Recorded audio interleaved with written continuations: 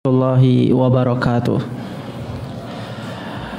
Innal hamdalillah nahmaduhu wa nasta'inuhu wa nastaghfiruh wa na'udzu billahi min syururi anfusina wa min sayyiati a'malina. Man yahdihillahu fala mudhillalah wa may yudlil fala hadiyalah. Asyhadu an la ilaha illallah wahdahu la syarikalah wa asyhadu anna Muhammadan abduhu wa rasuluhu la nabiyya ba'dah. Ya ayyuhalladzina amanu taqullaha haqqa tuqatih wa la tamutunna illa wa antum muslimun. Amma ba'd, fa inna asdaqal hadithi kitabullah wa khairal huda huda Muhammadin sallallahu alaihi wasallam wa syarrul umuri muhdatsatuha fa inna kulla muhdatsatin bid'ah wa kulla bid'atin dhalalah. Hadirin jamaah Masjid Darul Ikhwan azani Allah wa iyyakum jami'an. Alhamdulillah, kita muji Allah Subhanahu wa taala atas segala macam limpahan karunia dan nikmatnya yang tak terhitung jumlahnya. Pada kesempatan malam hari ini kita kembali melanjutkan kajian kita tentang hadis Arba'in An-Nawawiyah, yaitu kita masuki sampai perkataan Rasulullah SAW, la ya'lamuhunna katsirun minan nas, bahwasanya yang mereka menganggap perkara itu syubhat adalah katsirun minan nas, banyak di kalangan manusia. Makna katsirun minan nas bukan berarti mayoritas manusia, tapi banyak saja. Karena kalau kita katakan katsirun minan nas la ya'lamun wa ya'lamuhunna katsirun aidan. Kalau seandainya kita katakan bahwasanya yang tidak mengetahui itu banyak, berarti yang mengetahui juga banyak. Kecuali kalau Rasulullah bilang la ya'lamuhunna aktsar, pakai isim tafdil, mayoritas berarti. Jadi menganggap perkara itu syubhat itu adalah tidaklah mayoritas manusia, tetapi banyak saja. Ya, karena ilmu itu sangat luas. Makanya kita semua dituntut untuk menuntut ilmu agama, karena aslu kulli syarr al-jahl. Asal dari segala macam kejelekan itu adalah kebodohan. Sementara aslul kulli khair, asal dari semua kebaikan adalah al-ilm, ilmu.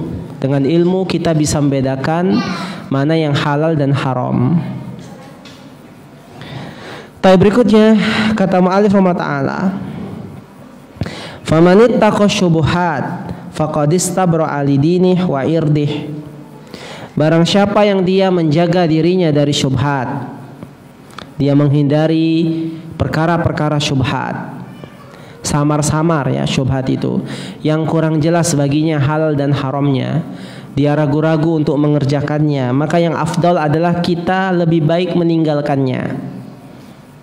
Ya, lebih baik kita meninggalkan perkara syubhat.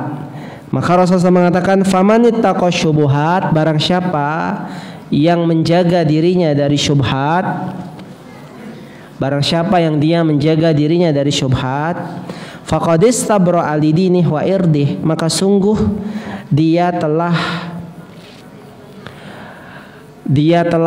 melindungi agamanya dan kehormatannya. Ya, jadi kehormatan dan agamanya itu baro'ah, terlepas dari kesalahan. Tapi kalau seorang main terabas semuanya, ya, yang syubhat dia ambil, ya, maka sungguh mafhum mukhalafahnya, pemahaman kebalikannya, kalau orang senantiasa mengambil perkara syubhat diambilnya, sudah tahu ini masalah yang samar-samar hukumnya, karena keterbatasan ilmunya tetap dia kerjakan. Maka mafhum mukhalafahnya, orang yang model seperti itu dia tidak menjaga agama dan kehormatannya. Ya, berarti agama dan kehormatannya itu tidak baroah, tidak berlepas dari kesalahan. Ya.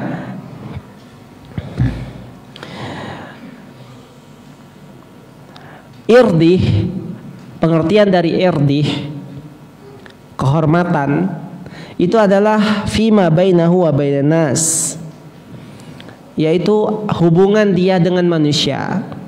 Kalau agama itu dengan Allah tentunya.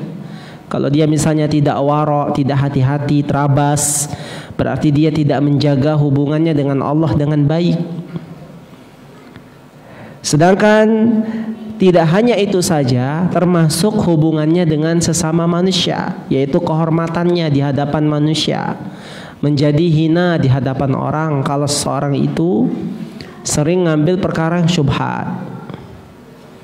Berarti tidak hati-hati. Li'annal umurul mustabihat idza irtakabahal insan sara irduhu linnas yatakallamuna fi ardih. Karena manusia kalau dia mengambil perkara yang syubhat, perkara yang samar-samar ya, syubhat itu, dia menjalankan perkara yang syubhat, maka jadilah kehormatannya itu menjadi perbincangan manusia, jadi omongan orang. Ya, hilang kewibawaannya di tengah manusia. Jadi banyak contohnya. Kalau dia misalnya orangnya adalah orang yang soleh misalnya di hadapan manusia, dia alim misalnya, soleh,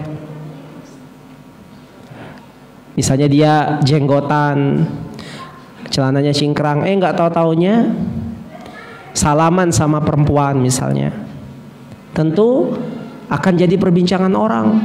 Katanya soleh tapi sama perempuan dia salaman. Kalau dia tidak salaman, orang wajar dia seperti ini sama wanita, karena dia seorang yang soleh di mata manusia.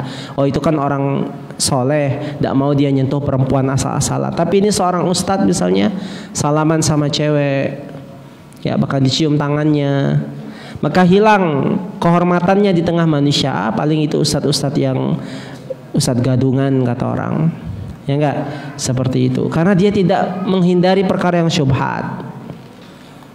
Atau ada ustadz, ada seorang misalnya pakai serban, ya, pakai jubah putih, keliling-keliling ngajak orang ke masjid misalnya, tapi dia sambil ngerokok. Berarti kan dia mengerjakan yang syubhat, hilang irdih, hilang kehormatannya di tengah manusia. Orang pasti dengarnya, apa dia ini? Ya pakaiannya Islam tapi merokok kemana-mana. Nah itu karena dia tidak menghindari syubhat. Akhirnya orang memperbincangkan dia, memperbincangkan tentang dirinya, kehormatannya, karena dia nerabas perkara-perkara yang syubhat. Makanya para ikhwah sekalian, dalam masalah ilmu hadis bahkan agak ketat ya dalam menetapkan hadis itu sahih atau dhaif. Kalau diketahui ada perawi yang dia mengerjakan syubhat sehingga muroahnya tidak dijaga, maka hadisnya langsung dianggap sebagai hadis yang dhaif. Ya, dia misalnya tidak menjaga muroahnya saja, itu sudah dianggap dhaif hadisnya. Misalnya zaman dahulu, di antara aibnya orang zaman dulu adalah makan di warung. Dulu aib dalam masalah perawi hadis. Kalau diketahui ada seorang perawi hadis suka makan di warung, nongkrong, nah ini berarti tidak menjaga muroah, maka akhirnya hadisnya ditolak. Apalagi kalau dia mengerjakan syubhat, tentunya ini lebih lagi irdih, kehormatannya itu menjadi rendah di hadapan manusia, sehingga orang memperbincangkannya. Giliran misalnya dia mengatakan ini tidak boleh, ini tidak boleh, itu tidak boleh misalnya, tiba-tiba ketika dia mengerjakannya, padahal dia katakan tidak boleh, tapi dia mengerjakannya, maka tentu orang akan memperbincangkannya. Akhirnya kehormatannya jatuh di hadapan manusia. Maka manusia mengatakan hadza rajul yaf'alu kadza wa yaf'alu kadza. Laki-laki itu melakukan ini dan melakukan ini. Wa kadzalika fima bainahu wa bainallahi ta'ala. Demikian juga antara dia dan Allah Subhanahu wa taala. Maka orang yang jatuh dalam perbuatan syubhat, maka dia tidak menjaga agama dan kehormatannya. Sedangkan orang yang menjaga dari syubhat, maka sungguh agama dan kehormatannya selamat. Agamanya selamat dari kehinaan di hadapan Allah. Kehormatannya juga selamat dari perbincangan manusia, selamat dari celaan manusia. Bukan berarti kita ingin mencari muka di hadapan manusia, itu juga tidak benar. Tetapi tentu saja kehormatan seorang muslim itu harus dijaga. Ya, kalau seandainya dia sendiri yang menjatuhkan kehormatannya, maka salah dia sendiri, sehingga diperbincangkan oleh manusia akibat perkara syubhat yang dia kerjakan. Itu para ikhwah sekalian ya. Kemudian kata Syekh menjelaskan lagi, waman waqa'a syubhat waqa'a fil haram. Barang siapa yang melakukan perbuatan syubhat, mengerjakan perbuatan yang syubhat, waqa'a fil haram, pasti dia akan terjatuh dalam perbuatan yang haram. Ya, kalau dia mengerjakan syubhat, kata Rasulullah SAW, maka dia akan jatuh dalam perbuatan yang diharamkan. Ya, ini adalah jumlah syartiyah, yaitu ada jawab syarat, ya, yaitu bahwasanya kalau kita mengerjakan perkara yang syubhat, maka akan jatuh dalam perbuatan yang diharamkan. Kata beliau, kata Malik Ta'ala, makna jatuh dalam perbuatan yang diharamkan ketika kita mengerjakan syubhat, tahtamilu maknain, bermakna dua perkara. Makna dari jatuh dalam perbuatan syubhat, kalau kita jatuh dalam perbuatan haram, kalau kita mengerjakan yang syubhat, maknanya ada dua. Yaitu yang pertama adalah seseorang bisa jatuh dalam perbuatan yang haram ketika dia mumarisatil mustabihat. Maka ketika dia itu sering mengerjakan perbuatan yang syubhat. Itu makna yang pertama. Kalau seorang sering mengerjakan yang syubhat, pasti lambat laun akan jatuh dalam perbuatan yang haram. Yang maknanya ini bisa dua macam juga ya. Ketika seorang sering melakukannya, di antara sering-seringnya itu pasti ada yang haram. Sebagaimana seorang yang banyak melakukan banyak ngomong, banyak berbicara, di antara sering-sering itu kan banyak benernya, tapi mesti ada yang keseleo lidahnya. Mesti ada yang salah dalam ucapannya. Nah, jadi kalau kita membiasakan untuk melakukan perbuatan syubhat, maka pasti akan jatuh dalam perbuatan haram. Dan jelaslah para ikhwah sekalian, seseorang yang biasa melakukan perkara berlebihan dalam perkara yang halal saja, berlebihan dalam perkara yang halal ya, bukan syubhat, masalah yang halal saja, kalau dia berlebihan itu bisa membawanya kepada yang haram, apalagi kalau perkara yang syubhat. Orang senantiasa mengerjakan perbuatan yang halal tapi berlebihan. Misalnya terlalu banyak makan, ya, makan yang lezat-lezat, semua dia makan, pingin nyoba ini, pingin nyoba itu, mengikuti syahwat hawa nafsunya. Mesti nanti dia akan mengarahkan kepada yang haram. Makanya dalam kitab Tazkiyatun Nufus, salah satu penyebab rusaknya hati adalah terlalu banyak makan, terlalu banyak bergaul, terlalu banyak melihat. Di antaranya ya, terlalu banyak ngomong, terlalu banyak makan, terlalu banyak bergaul, terlalu banyak melihat. Ini kan perkara yang mubah semua. Tetapi ketika berlebihan, maka akan merusak hati. Kalau hati rusak, maka akan mudah melakukan perbuatan yang haram. Nah, itu perkara mubah, apalagi perkara syubhat. Lebih-lebih lagi perkara syubhat ini yang samar-samar. Kalau dia senantiasa menyengajakan melakukan syubhat, pasti dia akan suatu saat akan kesenangan dan menganggap itu perkara yang biasa. Ketika ada orang memberi hadiah, ya, awalnya dia mengatakan ragu-ragu. Ini syubhat kayaknya hadiah ini. Hadiah untuk pegawai misalnya, untuk umal. Ya, kayaknya ragu-ragu saya. Ini antara riswah, nyogok atau hadiah. Tapi kayaknya ini enggak lah riswah, enggak mungkin lah. Ini kan pasti hadiah karena dia suka sama saya, hadiah seorang muslim, diterima. Maka setelah itu dia akan ketagihan terus. Kalau ada hadiah, diambil. Akhirnya dia tidak lagi bisa membedakan mana yang halal, mana yang haram. Semua hadiah diambil semua dengan berbagai macam alasannya. Nah, itu kalau orang yang sering jatuh dalam perbuatan syubhat. Bagi-bagi proyek misalnya kan, dalam dunia kerja, ya. Awalnya mungkin tipu-tipu dalam laporan, ya, tipu-tipu dalam nota dan semisalnya. Ujung-ujungnya tipu-tipu dalam segala hal, sudah menganggap itu biasa, ujung-ujungnya korupsi beneran. Itu nyata. Ya, karena dosa-dosa itu akan membawa ke dosa-dosa yang lain. Kalau dia misalnya langsung korupsi tentu tidak berani, tapi dia mulai dari kecil-kecil dulu. Kecil-kecil ngerasa nyaman, tidak ada yang ketahuan, dan juga menjadi lumrah pikir hatinya orang semua nggak ada masalah. Akhirnya dia pun korupsi. Mulailah dia korupsi dan akhirnya menganggap itu bukan perkara yang memalukan, jadi perkara yang biasa. Nah itu ya, orang yang sering syubhat mesti akan jatuh dalam perbuatan haram. Makna yang kedua adalah kata Syekh, annahu dzari'ah ila luqu'i fil haram. Bahwasanya orang yang melakukan syubhat itu adalah dzari'ah, itu adalah wasilah, perantara untuk jatuh dalam perbuatan yang diharamkan. Kalau seorang misalnya dia sering melakukan atau dia mengambil perkara yang syubhat, itu adalah dzari'ah, perantara menuju yang diharamkan.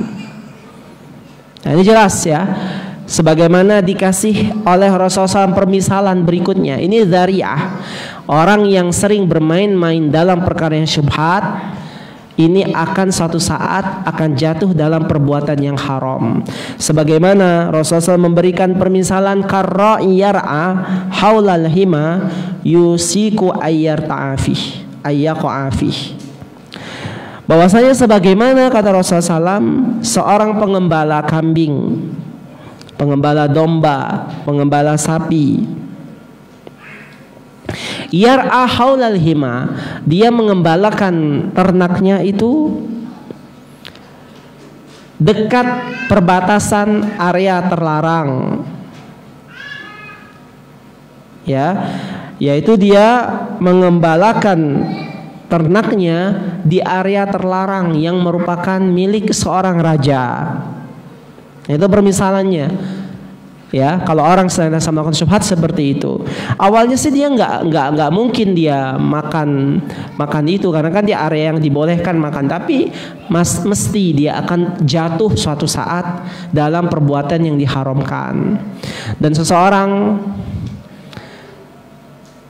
sebagian orang justru tidak berani melakukan sesuatu yang haram, tetapi awal mulanya biasanya dari yang syubhat dulu.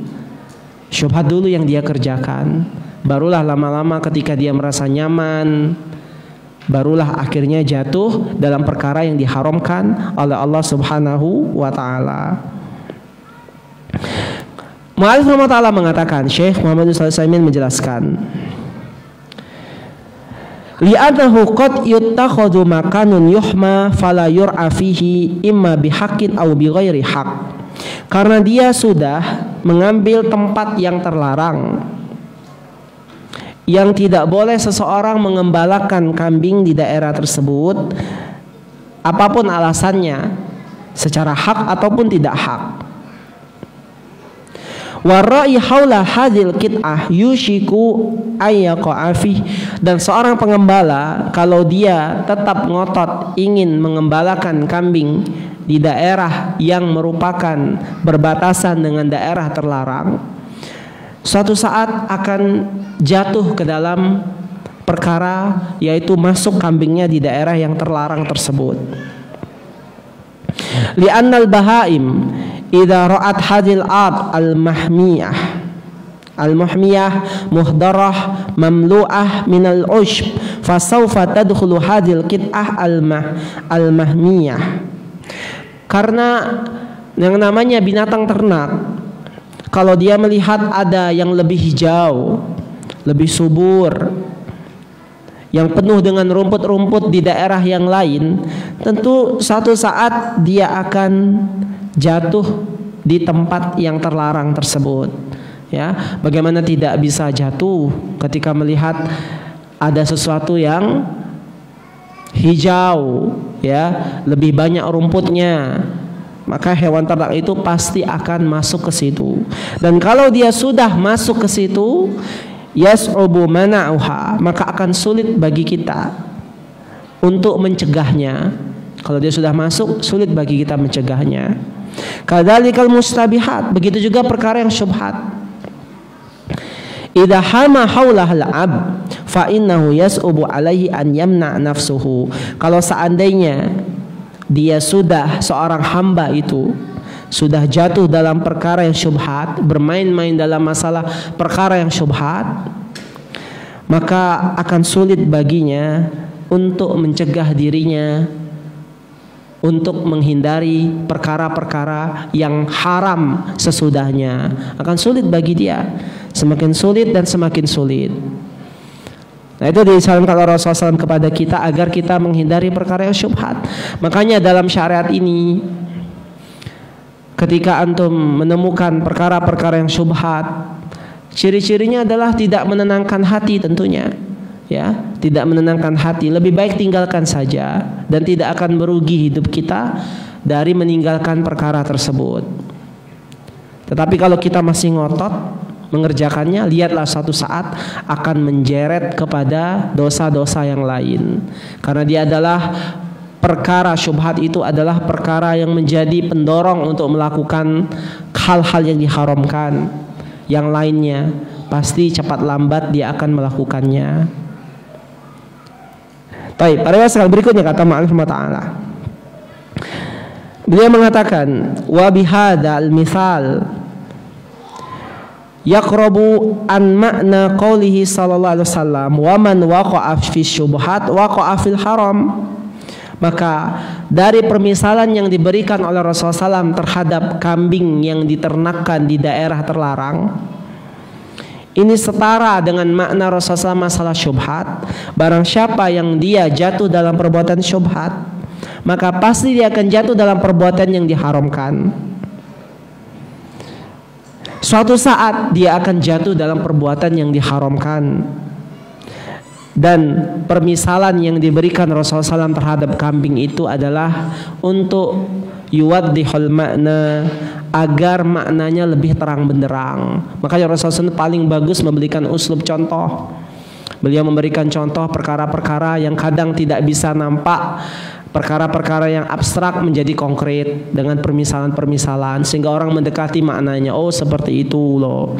Kalau kita melihat syubhat itu, kita kayak mengembalakan kambing di daerah terlarang, hampir ya masuk ke daerah terlarang. Berarti kalau sudah kayak gitu, tidak akan mungkin kita bisa menghalangi kambing kita masuk ke daerah situ. Begitu juga kita, kalau kita sudah jatuh dalam perbuatan syubhat, tidak ada yang bisa mencegah kita untuk masuk ke perkara yang haram sesudahnya. Tidak akan pernah bisa. Maka kita harus menghindari perkara syubhat. Sebisa mungkin dijauhi, ya. Itulah yang namanya wara'. Ya, berhati-hati dalam perbuatan dan tingkah. Berhati-hati jangan sampai jatuh dalam perbuatan yang syubhat. Banyak para ikhwah, ya, perkara-perkara yang syubhat dalam hidup ini, seperti tayangan-tayangan, ya, sport, sport ya, olahraga, itu banyak perkara syubhatnya. Ya, yang kita kadang alasannya mungkin ini cuma olahraga, hiburan misalnya, tapi dalam dunia sport syubhatnya bertaburan. Ya kalau misal Allah nonton olahraga aja nggak masalah, tapi nanti penuh dengan syubhat di dalamnya. Ya, seperti misalnya kita mungkin awalnya mau nonton sepak bola misalnya ya. Sepak bola kan kalau misalnya kita sekedarnya saja ya nggak masalah, tapi kalau sudah mulai kita nyerempet ke tergila-gila seperti orang awam yang mereka gila-gila dengan Euro, kemudian Piala Dunia, sampai sebagian ikhwan kita itu tidak malu-malu lagi untuk menceritakan itu di medsos misalnya, padahal dia seorang ikhwah. Padahal dulu kita malu kalau nyeritain itu. Waktu kita dulu ya, zaman dulu, kalau kita sudah hijrah, kalau bahas itu malu. Kalaupun kita bahas itu kita cuma sendiri saja, jangan orang tahu. Tapi sekarang sudah mulai membahas di hadapan orang-orang. Itu termasuk syubhat. Maka ketika dia membahas itu, sudah jatuh irdih, kehormatannya sudah jatuh di hadapan orang-orang soleh. Untuk bayangkan seorang ustadz misalnya membahas masalah itu, sudah tuh, ustadznya masya Allah bahas masalah sport, bola, nonton Euro, ya seperti itu. Atau dia mengidolakan ini, tokoh itu, ya sudah irdih, jatuh kehormatannya di hadapan manusia. Nah, itu permisalan dalam dunia sport, dalam dunia seni, banyak yang kita seharusnya meninggalkannya karena itu syubhat. Seperti misalnya sinetron, drama, misalnya kan, itu kan syubhat. Memang di situ sebagian mengatakan tidak boleh karena itu adalah dusta. Dusta kan? Kedustaan. Orang acting kan, dusta kan, bohong. Sementara Rasulullah SAW melaknat orang yang berdusta agar orang ketawa.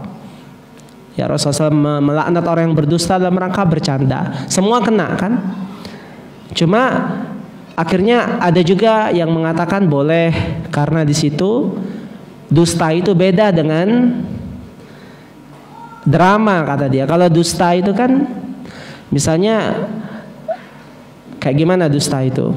Dia bilang ini benar padahal itu. Kalau ini enggak, karena kita tahu ini memang udah ini memang ceritanya fiksi. Jadi tidak ada pembohongan di situ. Orang yang menyaksikan sudah tahu ini kan memang fiksi. Tidak ada yang mengatakan ini benar. Ini kan tidak benar kan? Jadi bukan dusta, sehingga ada fatwa yang membolehkan. Sehingga menjadi perkara ini syubhat.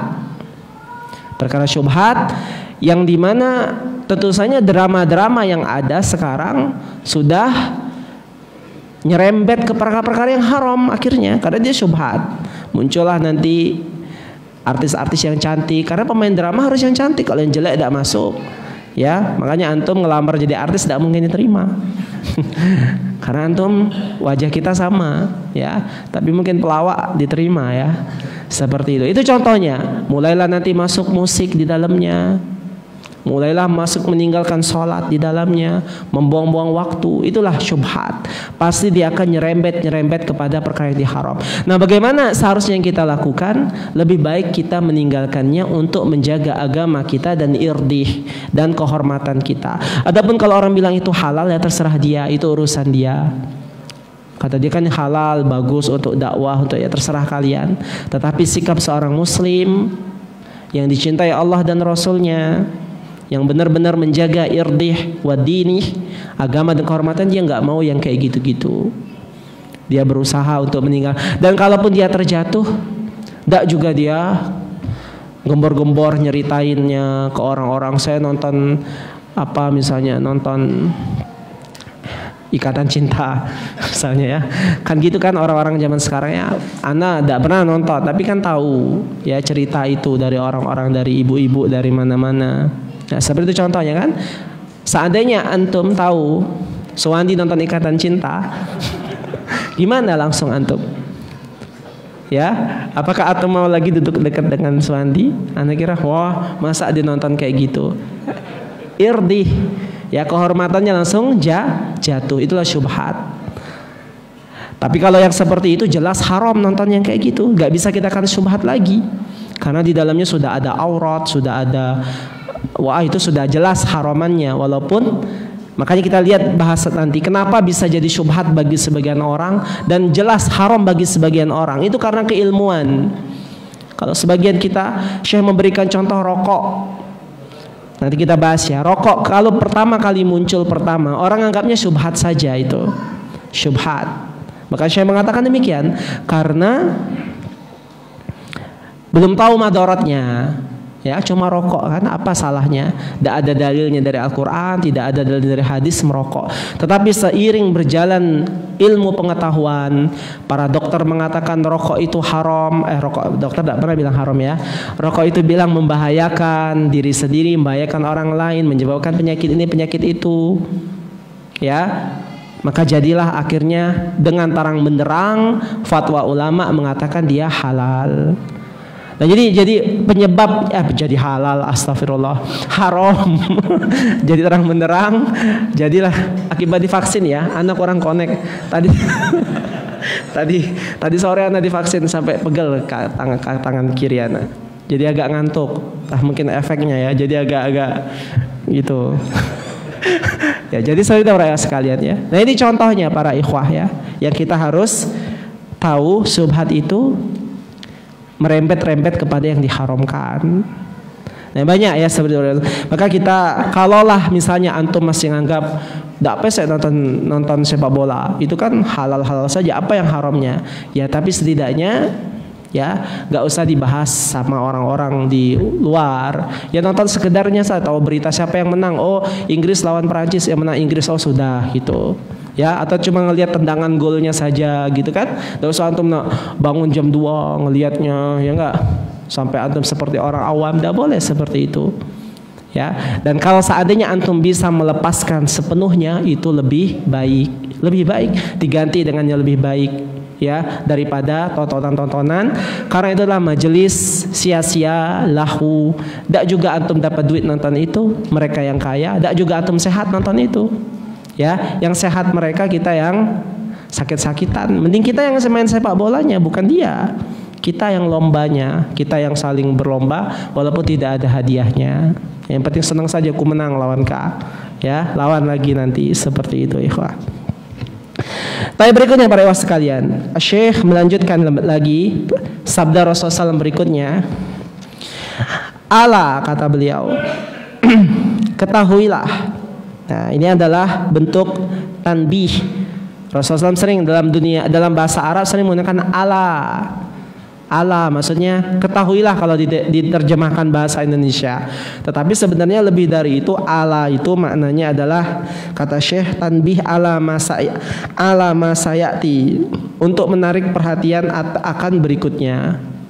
Tidak tahu kalau versi bahasa kita itu bagaimana. Ala, misal kita mungkin Ingatlah, nggak cocok ya. Tanbih untuk narik perhatian orang. Yo kayak gitu. Atau gimana ya misalnya supaya orang itu penasaran, ya. Dan orang pingin melihat, menyaksikan apa ucapan berikutnya. Kata Syekh beliau mengatakan, wa inna likulli malikin hima, ketahuilah.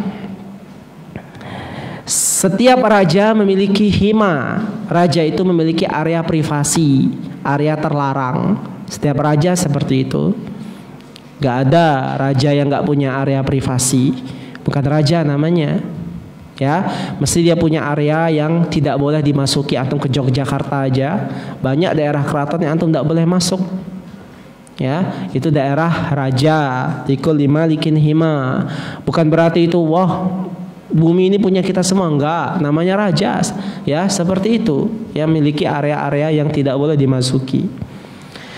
Wa Nabi SAW la yuridu an yubayyin hukmu himal malik.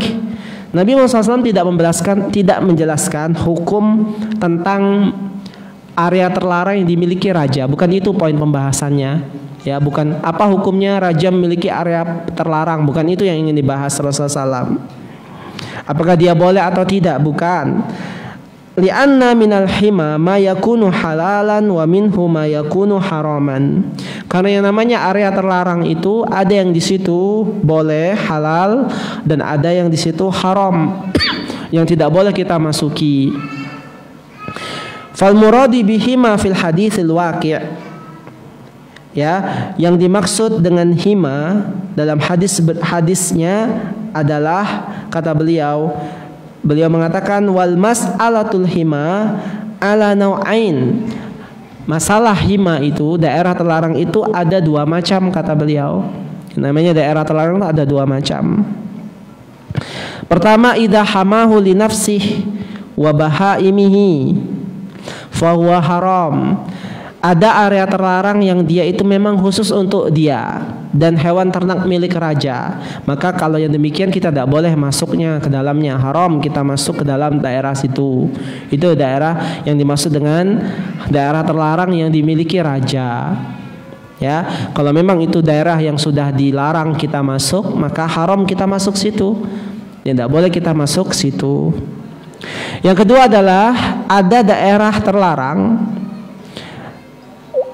lidawabil muslimin, karena itu adalah untuk kepentingan kaum muslimin tapi daerah terlarang. Seperti misalnya untuk ibil sedekah, untuk onta sedekah, wa ibil jihad, atau untuk onta yang digunakan berjihad. Ini memang terlarang, tapi memang tapi digunakan untuk kepentingan kaum muslimin. Ya, kepentingan kaum muslimin. Maka ini adalah halal, kata Syekh, untuk dimasuki. Li'annahu lam yakhtassuhu li nafsi, karena raja tidak mengkhususkan untuk dirinya. Karena raja tidak mengkhususkan untuk dirinya. Walaupun dibilang itu terlarang, tapi di situ dia membolehkannya orang-orang umum untuk masuk untuk keperluan-keperluan umum. Keperluan umum tentunya yang terkait dengan kebutuhan di tempat tersebut. Kalau yang tidak terkait ya tidak boleh ya masuk. Tapi yang terkait dengan kebutuhan pada tempat tersebut, maka yang ini kita boleh memasukinya. Sebagaimana Rasulullah mengatakan al-muslimuna syuraka'u fi thalathah. Kaum muslimin itu berserikat dalam 3 perkara. Pertama, fil kala, masalah rumput hewan ternak itu makainya sama-sama, tidak memiliki kekhususan orang tertentu. Walma, masalah air, itu juga makainya bersama-sama. Kalau memang itu memang dikhususkan untuk umum walaupun milik raja, ya, maka kita makainya sama-sama. Enggak boleh kita katakan ini punya saya ini, enggak. Kalau itu sudah untuk umum ya untuk umum. Kemudian wanar, dan masalah api, itu adalah kita semua berserikat di dalam hal tersebut. Nah, Syekh membawakan muqaddimah tentang hima. Definisi hima yaitu area terlarang yang dimiliki raja. Kemudian dia mengatakan ala wa inna himallahi maharimuhu. Ketahuilah Allah juga memiliki hima, sama Allah juga memiliki area terlarang. Allah juga memiliki hima, karena Allah adalah raja di raja. Pasti Allah juga punya area terlarang yang kita tidak boleh masuk ke situ. Ya, apa itu area terlarang Allah? Adalah syubhat tadi. Rasulullah melarang kita ngambil perkara yang syubhat, karena itu khawatir antum akan masuk ke dalam area terlarang yang sudah ditetapkan oleh Allah Subhanahu wa ta'ala. Nah, seperti itu para wasit kalian. Ala wa inna himallah maharimuhu. Makanya area terlarang milik Allah adalah apa yang diharamkan oleh Allah Subhanahu wa taala. Fa iyyaka an taqrabuha li'anna maharimallah kal'ab al-muhmiyah lil mulki la yadkhulu ahadun. Maka bagi kalian jangan masuk ke situ. Jangan mendekat, karena perkara yang diharamkan Allah itu adalah seperti bumi yang dimiliki seorang raja yang tidak boleh seorang pun untuk masuk ke dalamnya. Itu para ikhwah sekalian, permisalan perkara syubhat itu ya demikian itu. Kita akan masuk ke daerah yang dilarang oleh Allah Subhanahu wa taala kalau kita senantiasa mengambil masalah syubhat. Kemudian Rasulullah SAW mengatakan, ala wa inna fil jasadi mudghah. Ketahuilah, sesungguhnya di dalam jasad seorang itu ada segumpal daging. Ini adalah perkataan yang baru dari muallif. Ya, dari hadis Nabi Rasulullah SAW beliau menjelaskan tentang masalah pentingnya membersihkan hati. Nah, ini adalah nasihat Rasulullah bagi kita semua. Penyebab rusaknya amal kita itu karena hati kita yang rusak. Tetapi kalau hati kita baik, pasti amalnya juga baik. Makanya nanti hadis ini juga membantah orang-orang yang mengatakan yang penting kan ketika dia mau berjilbab, yang penting kan hatinya dijilbabin, kata dia. Seperti itu. Ini adalah perkataan yang dusta. Ya, nggak bisa, karena seseorang yang melanggar yang dilarang oleh Allah tidak mau berjilbab, ini menunjukkan hatinya nggak bisa dia menjilbabinnya. Maksudnya dia bisa memperbaiki hatinya, karena hati itulah yang menjadi penggerak amal. Baik atau buruk itu tergantung hati kita. Baik, masalah ini kita akan jelaskan pada pertemuan akan datang. Wassalamualaikum Muhammadin wa ala alihi wasallam. Subhanakallahumma bihamdik asyhadu an la ilaha illa anta astaghfiruka wa atubu ilaik. Wassalamualaikum warahmatullahi wabarakatuh.